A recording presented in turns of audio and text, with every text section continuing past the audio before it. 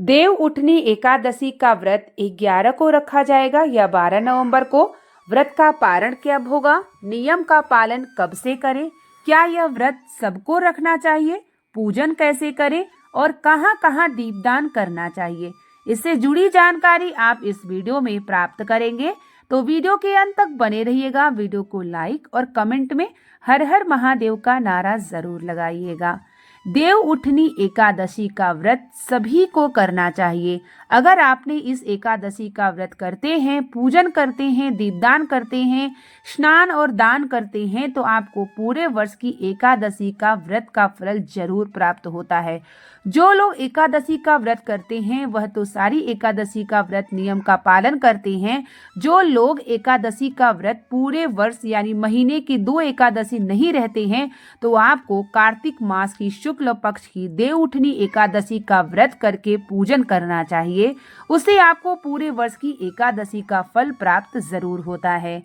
अब हम जानते हैं कि इस वर्ष जो देव उठानी एकादशी का व्रत है वो तिथि की शुरुआत कब से हो रही है। तो 11 नवंबर 2024 शाम 6:46 पर शुरू होगी और वही तिथि का समापन 12 नवंबर 2024 शाम 4:04 पर होगा। तो उदया तिथि के अनुसार देव उठनी एकादशी का व्रत जो है दिन मंगलवार 12 नवंबर को रखा जाएगा। जो भी हम नियमों का पालन करते हैं हमें दशमी की रात्रि से करना चाहिए, यानी लहसुन प्याज का त्याग, चावल का त्याग, ब्रह्मचर्य का पालन। अगर आप एकादशी के व्रत का फल प्राप्त करना चाहते हैं तो आपको दशमी की रात्रि से और द्वादशी तक नियमों के पालन में जरूर रहना चाहिए। आपको नियम का पालन 10 की रात्रि से बिना लहसुन प्याज का भोजन, चावल का त्याग जरूर कर देना चाहिए।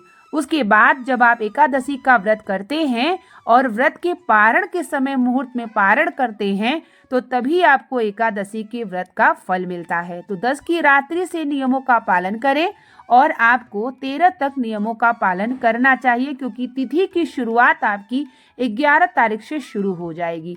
उदया तिथि के हिसाब से 12 तारीख को व्रत रखा जाएगा।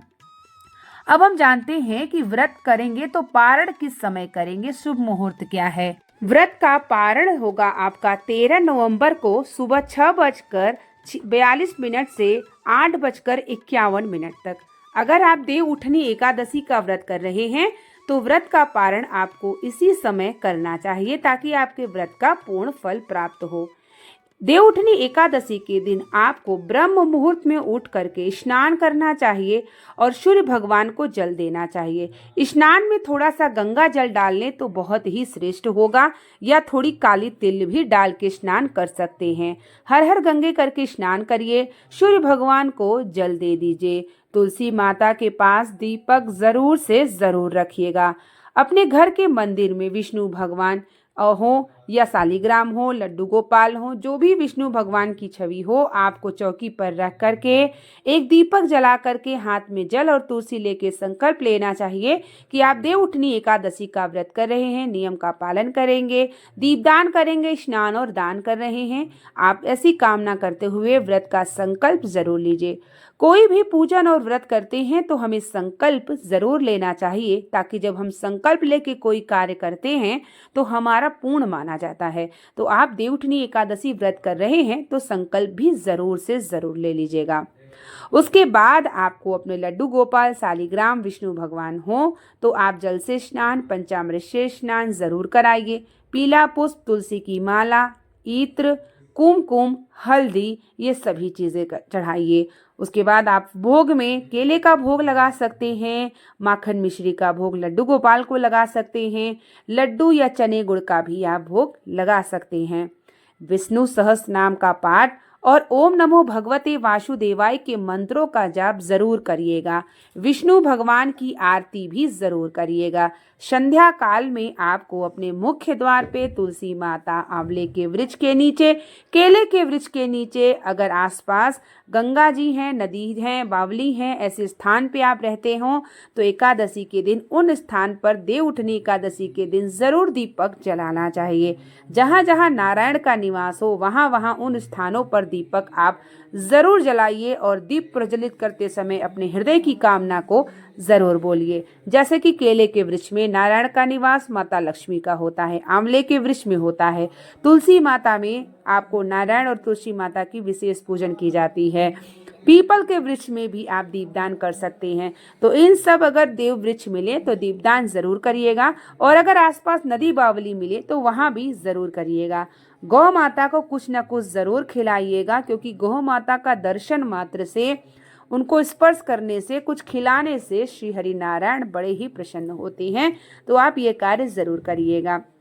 साथ में यथाशक्ति दान, आप जैसे पक्षियों को दान दे सकते हैं, अन्न डाल सकते हैं। आप अन्न में चावल बिल्कुल ना डालिएगा, ये ध्यान रखिएगा। और अगर आप गौ माता को भी रोटी बनाए हुए खिला देते हैं तो भी ये अन्न दान हो जाता है। कुछ न कुछ हमें दान जरूर करना चाहिए। और शुद्ध घी का लंबी बाती का दीपक आप जलाइएगा। देव उठनी एकादशी, द्वादशी तिथि में तुलसी विवाह भी होता है। लोग कहते हैं कि एकादशी में तुलसी जी को स्पर्श नहीं किया जाता है, क्योंकि वह भी तपस्या में लीन होती हैं। तो द्वादशी युक्त में तुलसी विवाह किया जाता है, जो कि 12 नवंबर को आपका 5 बजे के बाद द्वादशी तिथि लग जाएगी, और उसी तिथि में संध्या काल में आप तुलसी विवाह कर सकते हैं। एकादशी की तिथि समापन हो जाएगी, और अगर आप चाहें तो 13 नवंबर को भी तुलसी विवाह करा सकते हैं। लेकिन अगर आप संध्या काल लिया जाए, शुभ मुहूर्त लिया जाए, तो 12 नवंबर को द्वादशी तिथि लग जाएगी आपकी 4 बजे के बाद से, यानी 5 बजे के बाद से आपकी तुलसी विवाह का शुभ मुहूर्त शुरू हो जाएगा। तो आप उस दिन भी तुलसी विवाह करा सकते हैं, उसकी भी तैयारी आप पहले से रखिएगा। तुलसी विवाह करा रहे हैं, व्रत कर रहे हैं, तो आपका ये व्रत पूर्ण रूप से पूरे वर्ष आपको फल प्राप्त जरूर होगा। अगर आपके मन में ये है कि एकादशी की तुलसी नहीं छुई जाती है और तुलसी की पूजन नहीं की जाती है, तो ऐसा एकादशी की तिथि जो है वो समाप्त हो जाएगी आपकी 4 बजे के बाद से। तो आपका 5 बजे के बाद से जब द्वादशी लग जाएगी और प्रदोष काल रहेगा, तो यह शुभ मुहूर्त होगा तुलसी विवाह के लिए। तो द्वादशी यानी कार्तिक मास की द्वादशी में ही तुलसी विवाह किया जाएगा, शुक्ल पक्ष की द्वादशी तिथि में। तो द्वादशी तिथि आपकी ध्यानपूर्वक रखिएगा कि शाम को 5 बजे के बाद से लग जाएगा। तो तुलसी विवाह आप उस दिन भी करा सकते हैं, और स्वयं मैं भी उसी दिन कराऊंगी। और 13 तारीख को भी द्वादशी तिथि है। तो लोग अगर उदया तिथि के हिसाब से मान्य कर रहे हैं तो आप 13 तारीख को भी कर सकते हैं, लेकिन प्रदोष काल में गोधूला समय में ही तुलसी विवाह किया जाता है, इसलिए मैं इस समय के लिए आपको श्रेष्ठ बता रही हूँ। तुलसी विवाह सरल विधि से करिए, उसकी भी वीडियो मैं आपको शेयर करूंगी, पूरी विधि से करूंगी कि तुलसी विवाह कैसे करें। और सबको करना चाहिए, अगर आप सुहागिन हैं, कुंवारी हैं, सबको करना चाहिए। बहुत सारे कमेंट आए थे क्या कुंवारी लड़कियों को तुलसी विवाह नहीं करना चाहिए, पूजन नहीं करना चाहिए? अरे बिल्कुल करना चाहिए। तुलसी माता की कुंवारी लड़कियां भी विवाह कर सकती हैं, बस उन्हें सिंदूर नहीं लगाना होता है। आप तुलसी विवाह जरूर कराएं, जिससे तुलसी माता आपकी वैवाहिक जीवन आने वाले समय में भी कृपा बनाएं। तुलसी माता की आप पूजन निडर कर सकते हैं, बिना ऐसा कुछ भी नहीं है कि आप जो है कुंवारी हैं तो तुलसी जी की पूजा नहीं कर सकती। बहुत सारे कमेंट आए थे क्या मैं कर सकती हूँ, तो बिल्कुल कर सकती हैं। तो तुलसी विवाह जरूर करिएगा, और श्रृंगार का सामान अर्पित करिएगा, भोग अर्पित करिएगा। तुलसी माता का अगर आप विवाह कराते हैं तो आपके दाम्पत्य जीवन सुख समृद्धि तुलसी और नारायण की दोनों की कृपा प्राप्त होती है। तो उसकी पूरी विधि मैं वीडियो शेयर करूंगी जल्दी कि कैसे आप जो है तुलसी विवाह कराएं, और एकदम सरल विधि आपको मिलेगी, जिससे आपको आसानी होगी करने में, बहुत ज़्यादा झंझट नहीं होगी। तो आप ज़रूर तुलसी विवाह ज़रूर से ज़रूर करिएगा।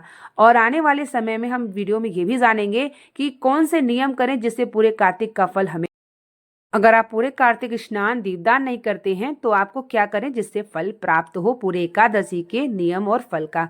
तो मिलते हैं एक नई वीडियो और एक नई जानकारी के साथ। तब तक के लिए आप सभी को श्री शिवाय नमस्तुभ्यम, हर हर महादेव।